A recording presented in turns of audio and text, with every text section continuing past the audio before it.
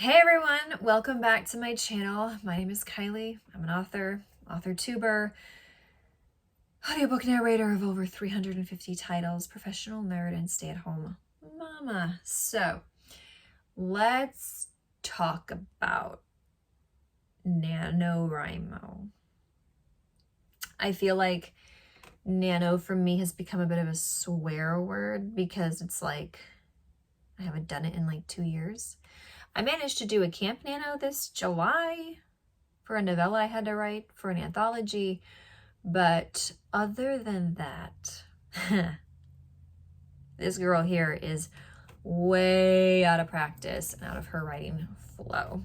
So I had 2 projects that I could jump into,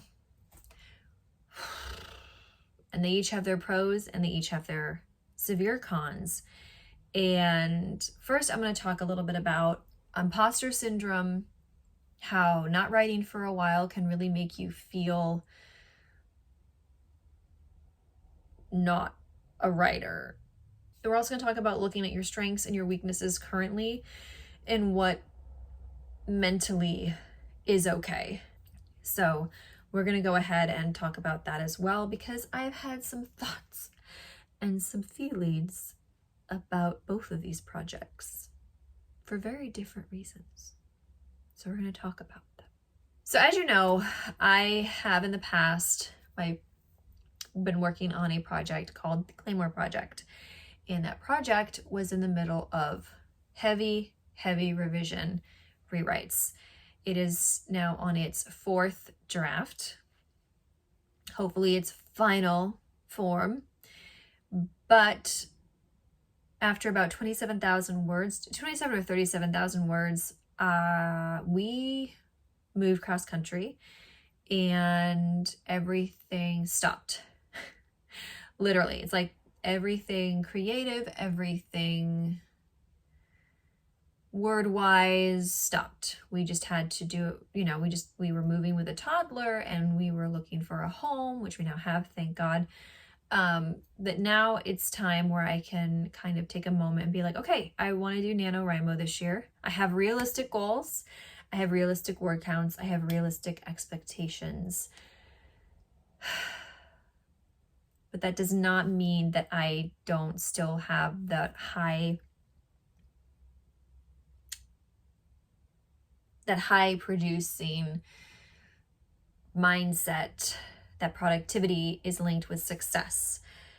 And this is where the dichotomy of the 2 projects caused me a headache. And I'm going to explain now. So Claymore, haven't written in 2 years, right? Totally off my flow. So I was going to pick it up right in the middle of rewrites. Do you think that's smart? Maybe it'd be great. Maybe I would just dive right back in. But I got to thinking, I don't want it to sound like there are 2 different voices happening from the really great rewrite that it started off as to a weaker voice right now because of where I am currently in my writing mojo. Then there's the pressure that this book potentially will be sent to agents. Like, I'm rewriting this book under the direction of an editor who knows her stuff, who has an agent, who has been an editor for a publishing company herself, and is also a published author. And I am rewriting this not for content, like she did not change my story at all. I'm rewriting it for craft because she picked out my weaknesses and where I need to work on, and being a stronger show versus tell, stronger active versus passive voice.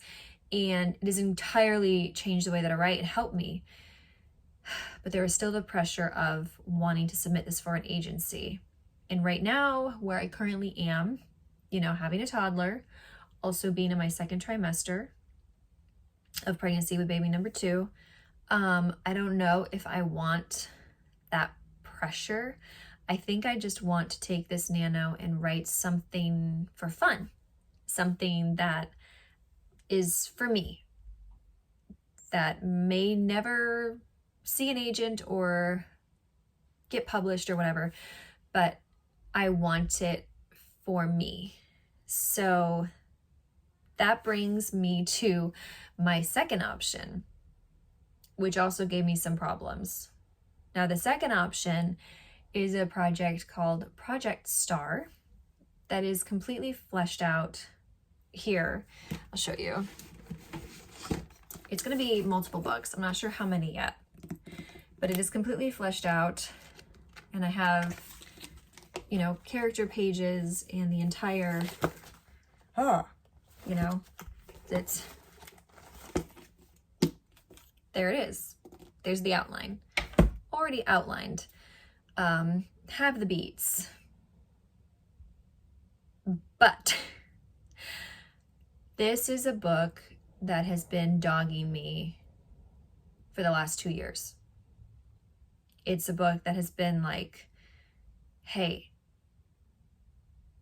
if you don't write me and on your deathbed you haven't written me, you're gonna regret it. Now, I don't know why I get that feeling. Maybe it's because, I don't know why I get that feeling. I knew with the Legend series, I had to write that book series because it was just near and dear to my heart. And this series is very much going to be in the same vein, but I love Claymore.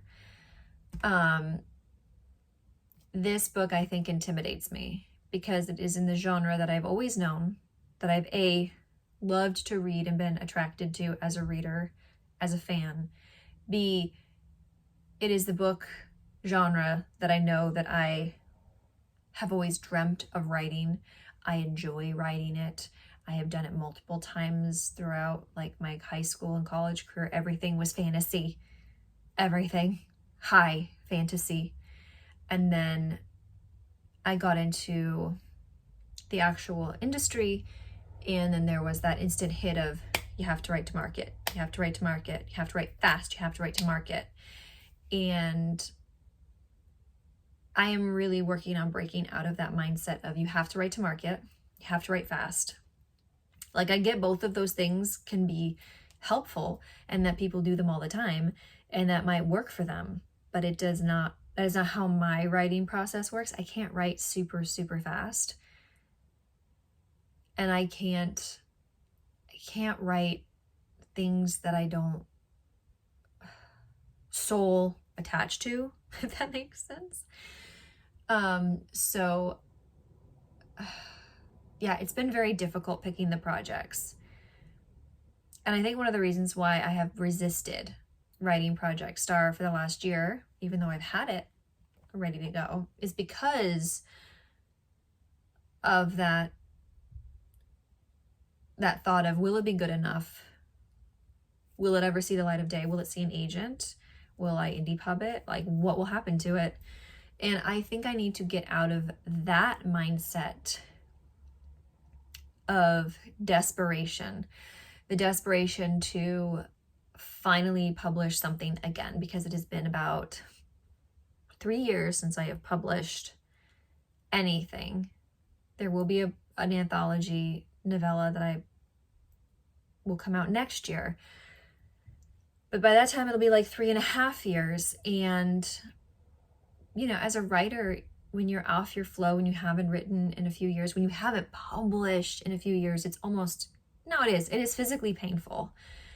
It is mentally painful, and it is physically excruciating because your words and your characters are like, write me right now.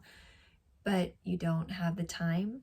You don't have your creative flow. You don't have the energy, and your well isn't full. So I think that's why Project Star intimidates me so much, and I am more willing to go do horrible, crappy rewrites on Claymore because it's easy. Because after the first one, I have the next 2 written and the 4th outlined and 2 spin-off series ready to go from it. And a potential crossover.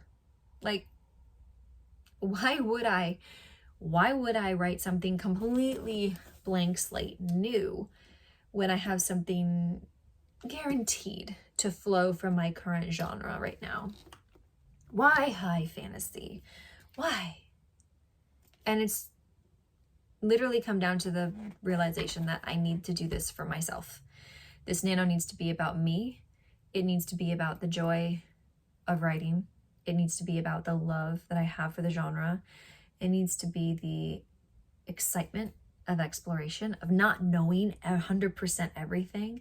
Because while I have the world semi-fleshed out, I have big themes, I have, you know, the systems, like everything from governmental, financial, political, religious, you know, caste type system.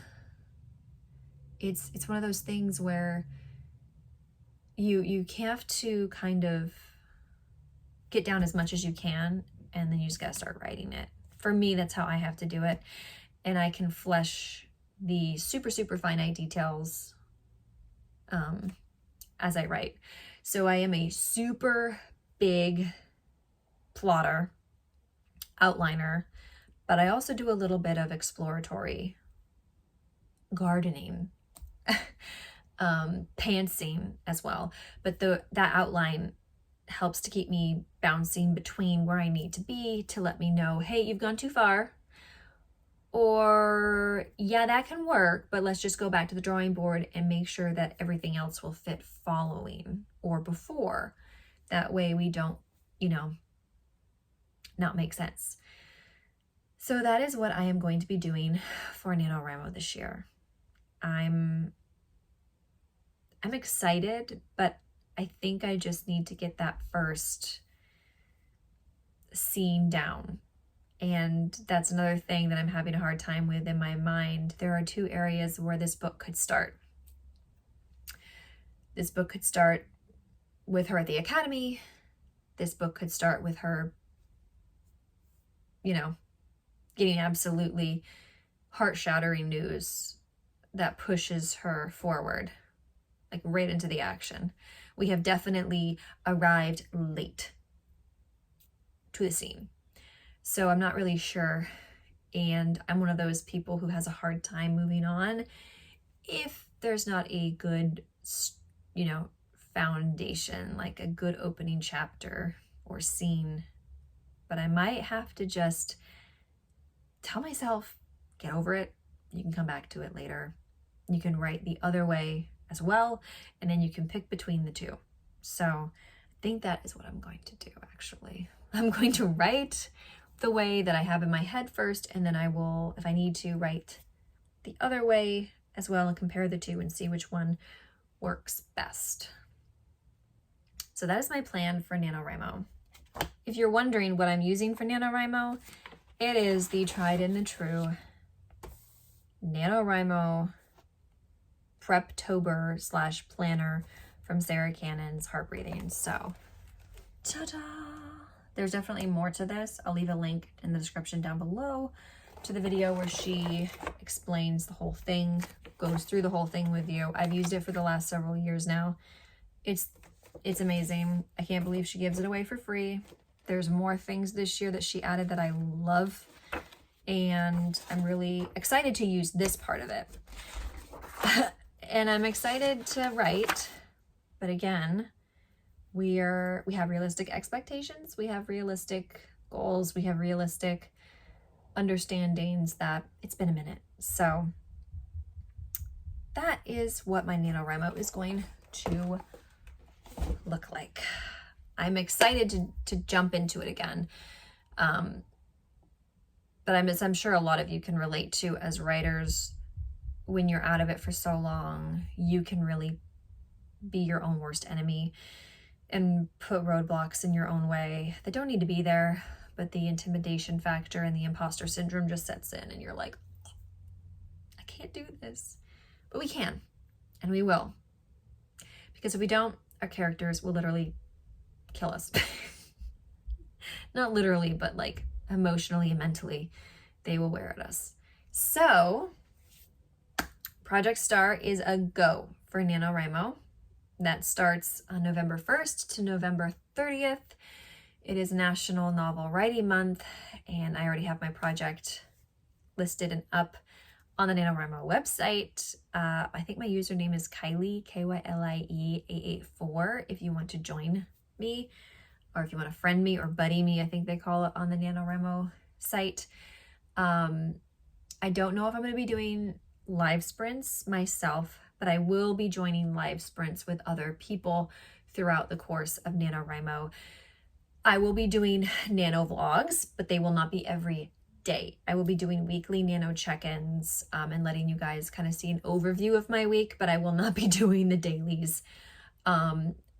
Props to those who do, like, love you. I love watching them. I love getting those updates. They fuel me. They feed my soul.